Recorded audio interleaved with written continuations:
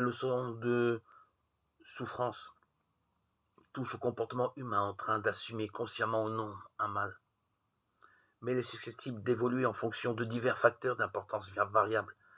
Le contexte socio-historique joue un rôle non négligeable. Nul rapport entre la souffrance du kamikaze de la Seconde Guerre mondiale en train d'aller vers sa propre mort et celle du détenu d'un camp de concentration qui va subir le même sort. L'histoire psycho-affective avec son poids de joie et de peine, de gratification et de remords, de sentiments multiples issus des événements vécus. Cette histoire est déterminante pour le vécu d'un mal qui s'installe dans une vie. Le contexte religieux exerce également une influence considérable, d'autant plus quand on sait combien la dimension religieuse de l'homme fait aisément, même spontanément, sa réapparition, lorsque ce dernier se trouve confronté à une forme de mal qui l'atteint particulièrement. Toutefois, les religions et les croyances personnelles diffèrent et proposent à la souffrance des sens variés, des valeurs distinctes, voire surprenantes, et même, pour quelques-unes, franchement inhumaines.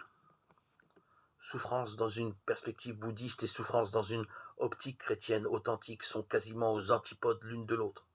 Il s'agit cependant de deux attitudes humaines s'enracinant dans des approches différentes de la divinité. Les fausses images de Dieu antérieurement évoquées sont aussi de poids dans le vécu proprement d'une souffrance et risquent parfois d'en falsifier la valeur et d'en pervertir le sens.